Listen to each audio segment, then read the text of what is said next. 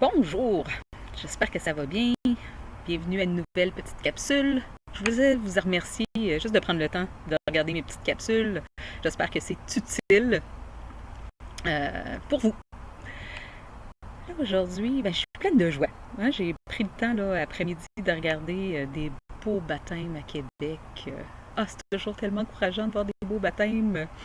Puis la plupart des gens, je les connaissais. Je sais que c'était vraiment beau à voir là, l'engagement que les gens prennent jour après jour pour suivre Jésus, se repentir de leurs péchés, puis se faire baptiser. Amen. C'est incroyable. Alors, c'est beaucoup de joie. Hein? Ils disent qu'il y a un party dans le ciel quand que les gens se repentissent, là, puis reviennent à lui. Fait que c'était vraiment encourageant de voir tout ça. Puis c'est toujours le fun de regarder les messages de David, c'est toujours bon. Puis aujourd'hui, là, il a parlé de l'impact love. Puis je l'écoutais parler de ça, ou ce qui parlait d'ouverture, de lâcher prise, de tout ça. Puis souvent, on regarde ça, puis on se dit, hey, ça prend de la vulnérabilité pour être prêt à faire ça. Est-ce que j'ai ça? Puis souvent, tu sais, on pense qu'être vulnérable, c'est faible. C'est un,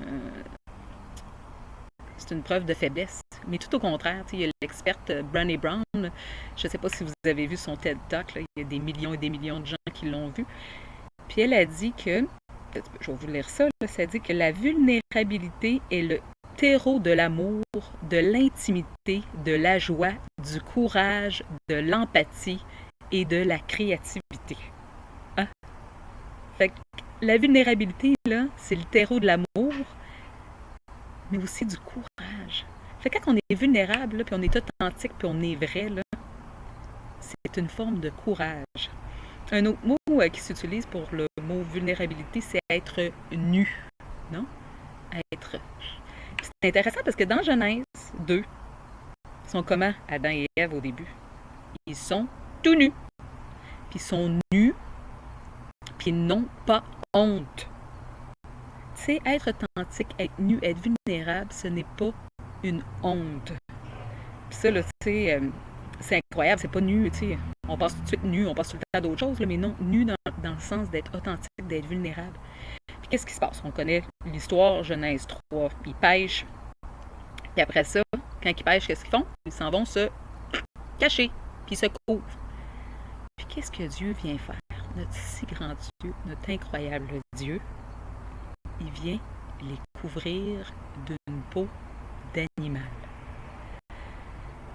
Puis là, qu'est-ce que j'ai appris récemment là-dessus? Moi, j'aime beaucoup toutes ces choses-là d'essayer de comprendre, parce que l'Ancien Testament, là, c'est wow.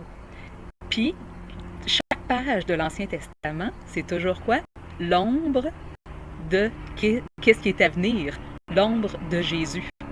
C'est ce qu'on voit ça dans Hébreux 10. Fait une autre ombre que ce serait de Jésus, c'est encore ça. Dieu vient les couvrir, les revêtir d'une peau d'animal. Puis nous, c'est quel animal qui vient nous revêtir?